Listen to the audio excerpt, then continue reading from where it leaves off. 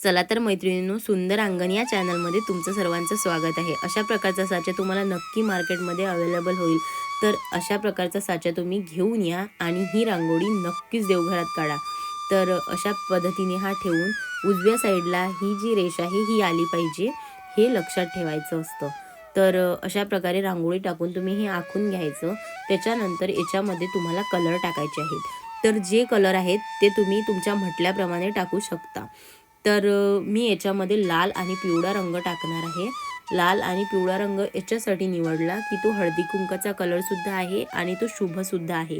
तर मी याच्यात लाल आणि पिवळा कलर टाकणार आहे आणि जे खालचे त्रिकोण आहेत त्याच्यामध्ये मी पिवळा, शेंद्री आणि लाल कलर टाकणार आहे। बाजूला एक रंग नाही आला पाहिजे म्हणून मी अशा प्रकारे हे त्रिकोण निवडले आहेत।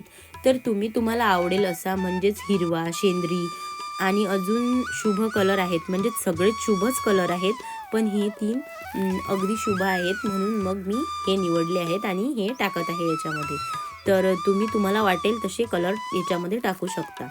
तर इथे आपण आता लाल कलर टाकणार आहोत। तर हे त्रिकोण जे आहेत मी घाईघाईत काढले म्हणून अशी दिसते ही रांगोळी। तुम्ही शांततेत काढून हे कलर चांगल्या पद्धतीने याच्यामध्ये फिल करू शकता। तर बाजूला असे डॉट काढून घ्यायचे, त्याच्यावर बोटाने असं थापा मारायच्या। त्याच्यानंतर वर सुद्धा मी असे 5 डॉट काढून घेतले आहेत आणि त्याच्यामध्ये मी कलर टाकणार आहे। तुम्हाला वाटल्यास तुम्ही सगळ्या डॉटमध्ये कलर टाकू शकता।